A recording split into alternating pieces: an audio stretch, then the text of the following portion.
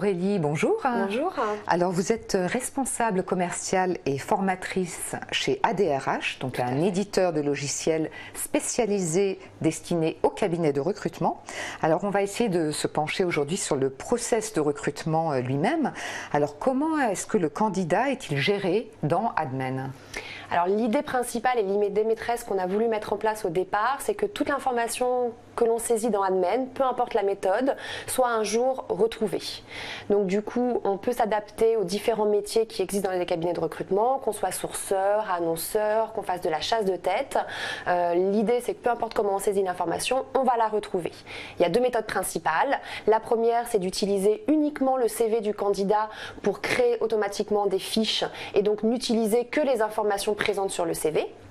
Et la deuxième méthode, c'est d'aller beaucoup plus loin et de donner beaucoup plus d'informations et de précisions en indiquant par exemple des écoles précises, des secteurs d'activité, des fonctions, des compétences informatiques, des compétences métiers. Donc on peut vraiment alimenter de manière très poussée la base si on le souhaite. Alors justement, est-ce qu'il y a un moyen d'annoter ces candidats ?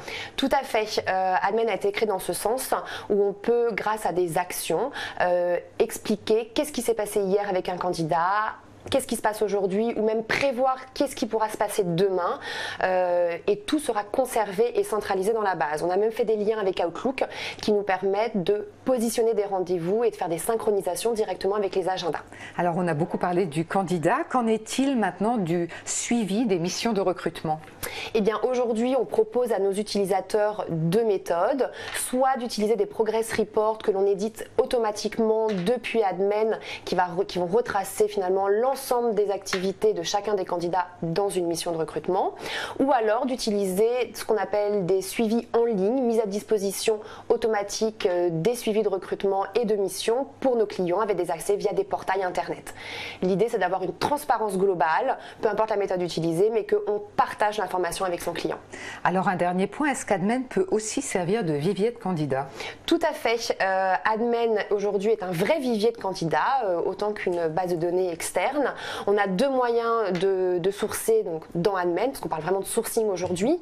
La première, c'est de travailler sur des recherches par critères, comme je vous ai expliqué tout à l'heure sur la méthode de saisie. On peut rechercher des fonctions, des secteurs, des écoles très précises en fonction des demandes clients.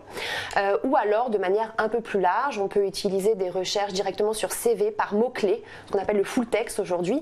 Et là, on utilise vraiment un moteur de recherche qui s'appelle Sphinx, qui est vraiment très répandu aujourd'hui. Et en fait, dans Admen, on recherche exactement comme dans Google ou comme dans Yahoo ou un autre moteur de recherche. Aurélie, merci beaucoup. Merci, à revoir.